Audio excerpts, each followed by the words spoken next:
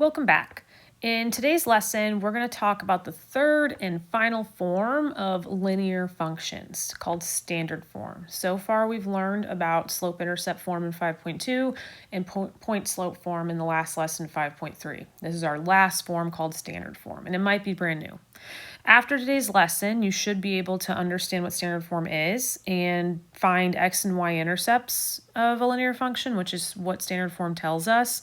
And you can also be able to find these x and y intercepts from a graph. And then we want to be able to convert slope-intercept form, standard form, into slope-intercept form. So those are the three goals we want to work on today.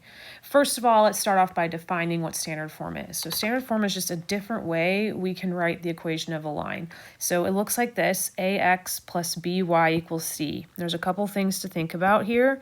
A and b are integers. And the other thing to remember or keep in mind here is that a must be positive.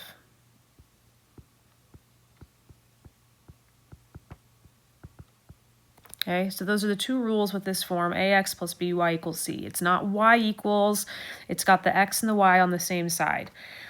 This c right here, this is just an integer. Well, we're actually going to say that it's it's like a whole number. It's a constant.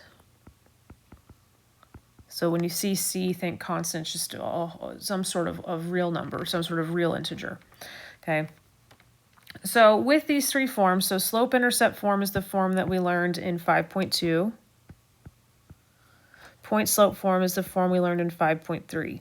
And each of these forms determines something different just by looking at the equation. So in slope-intercept form, y equals mx plus b. That tells us the slope, and it tells us the y-intercept.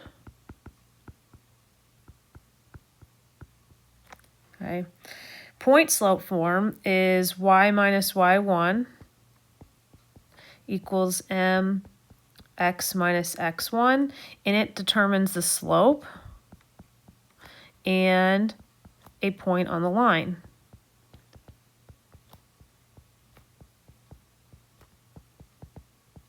And so in today's lesson, 5.4, what does standard form tell us? When what can standard form give us that makes it unique? And that are the x and the y intercepts. Now we've talked about y-intercepts a lot so far, and now we're going to introduce the idea of x-intercepts. So let's go back to these base definitions. So here's just a general graph of a line, and our y-intercept is what we're pretty familiar with. That y-intercept is right here, and that y-intercept is where the line touches the y-axis. So what do you think that makes your x-intercept? It's where the line touches the x-axis.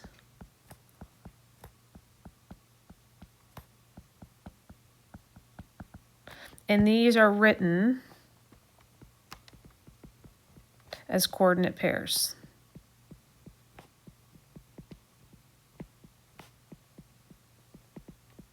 Okay.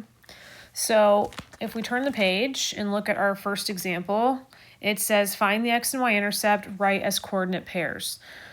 So my x-intercept, we just learned, is where it touches the x-axis, so that's right here at 2. We're not just going to put 2, we're going to write the coordinate as 2, 0.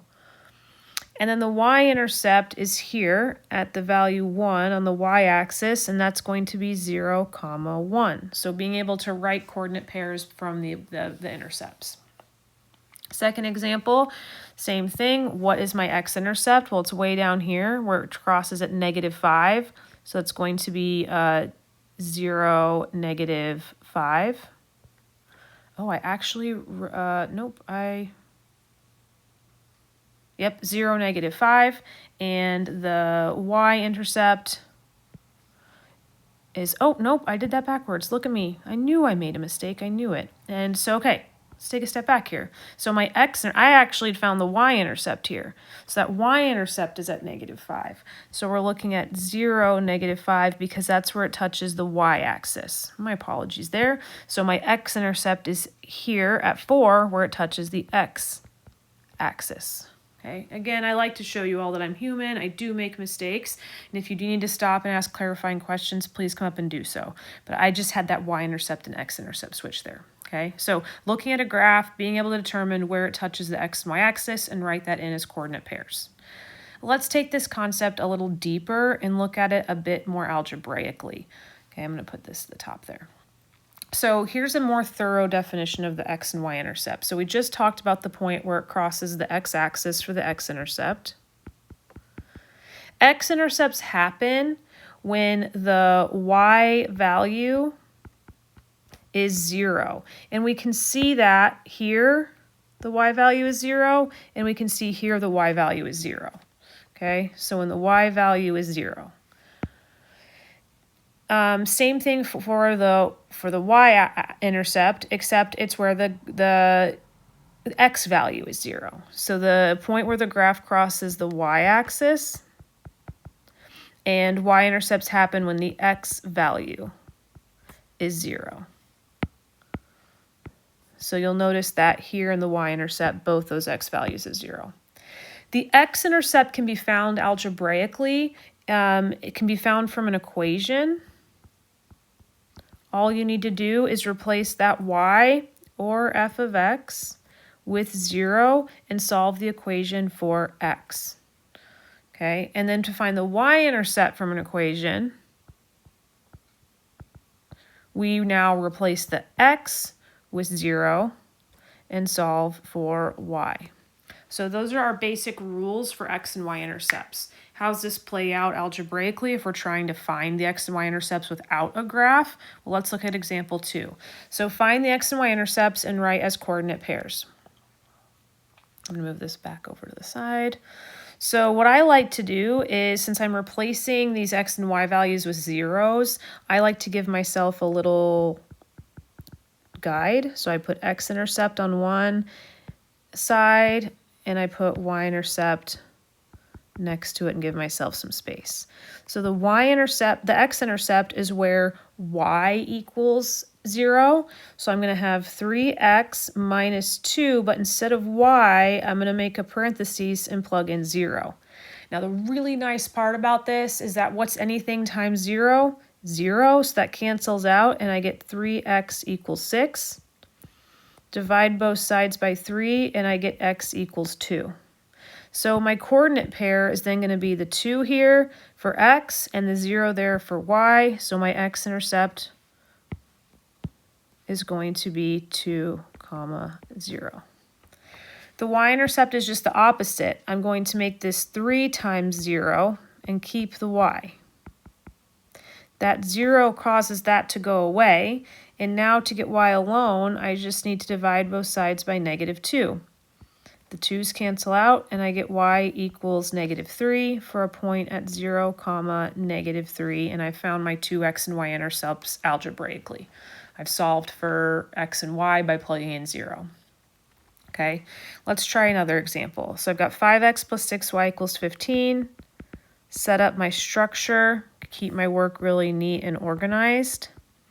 For my x-intercept, I'm going to plug 0 in for y.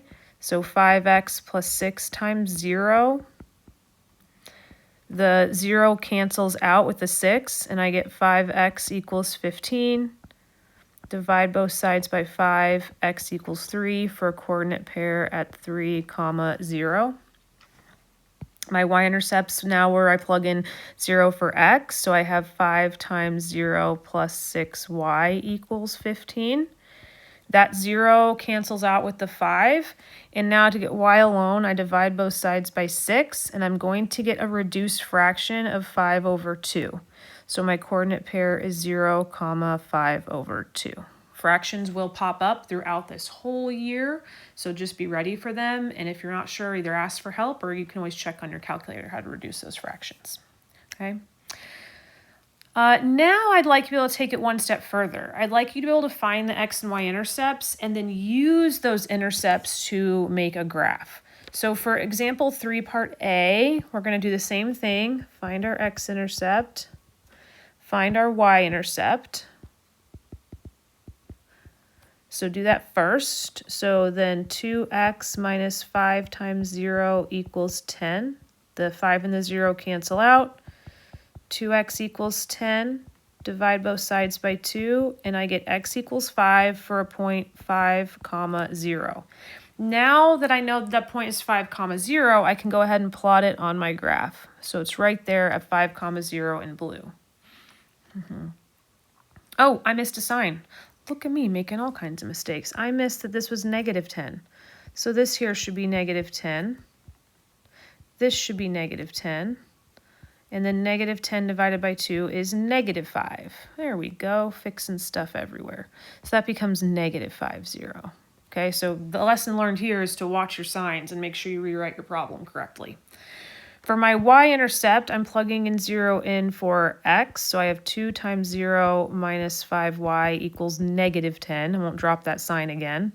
Divide both sides by negative 5. Keep in mind that this negative goes with the 5, so I don't cross it off with the 0. I keep that negative 5 with the y. So now when I divide both sides by negative 5, I get positive 2. So I have a y-intercept at 0, positive 2. And now I go ahead and plot that onto the graph right here. And then all I need to do is connect them. Okay. I didn't use slope. I used my intercepts to help me plot my graph, plot my points and make my graph. Let's do one more example. Okay, so make my structure x-intercept here, y-intercept over here.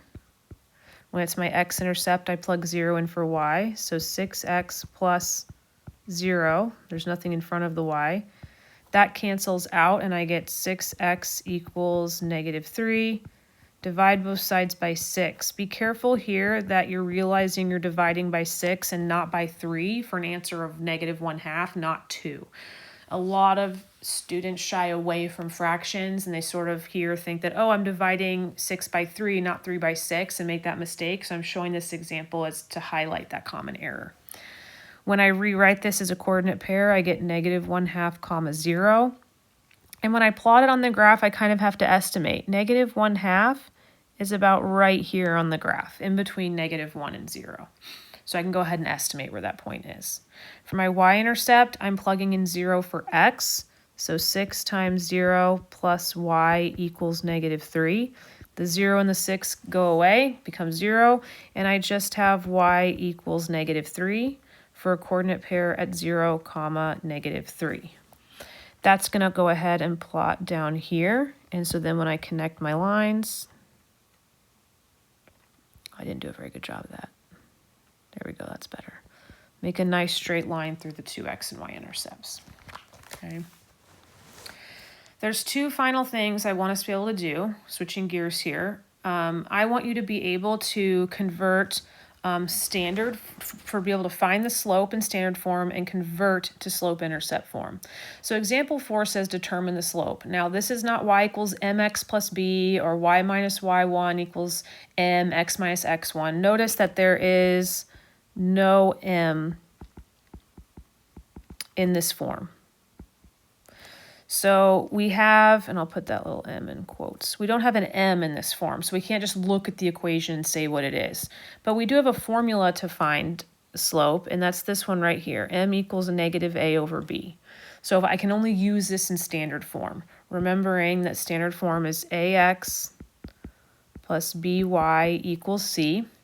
So when I make my skeleton for this formula, I'm going to say, okay, well, m equals negative.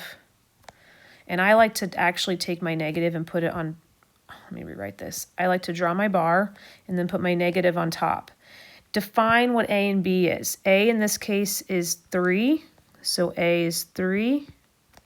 And b is this invisible 1 right here in front of the y. So b equals negative 1. When I plug this into my formula, I'm going to have a 3 here because that's where a goes. And on the bottom, b is -1, so I'm going to put the -1 on the bottom. I can't leave this way. I need to simplify it, and -3 divided by -1 is just 3.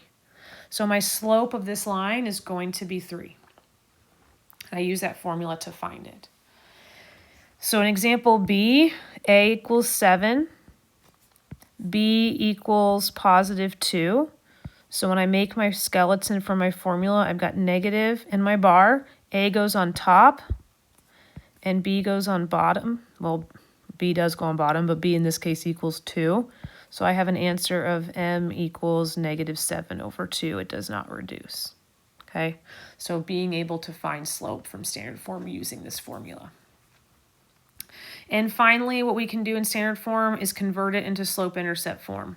Remembering that slope-intercept is y equals mx plus b. That takes us back to one of the very first lessons in this unit. And if I want to convert this into slope-intercept form, notice that I have to get y alone.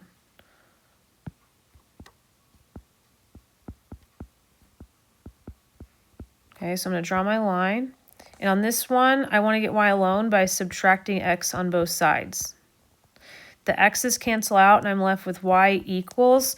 I can't combine -7 and -x. They're not like terms, so all I can do is write it in the mx plus b form. So I'm going to put -x first, then the -7 after it, and now I've got it in y equals mx plus b. So now I've got this in slope-intercept form, whereas originally the problem was in standard form. In example B, draw your line. Let's add the 5x over first. Start getting y alone. Bring down that 2y. Again, here, -8 and 5x are not like terms, so the best I can do is just rewrite it with that x in front and the -8 next to it. Now, the trick here is that I've got to get rid of this 2, and when I divide by 2 here, I have to divide everything by 2, every term by 2. So here the 2's cancel out, and I'm left with y equals 5 divided by 2 stays 5 divided by 2, bring down the x, but -8 divided by 2 is -4.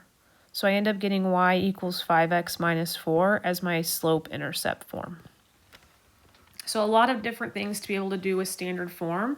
So like I always say at the end of my videos, please ask for help. If at any point you got lost in the video, pause it and come up and ask as well. Good luck.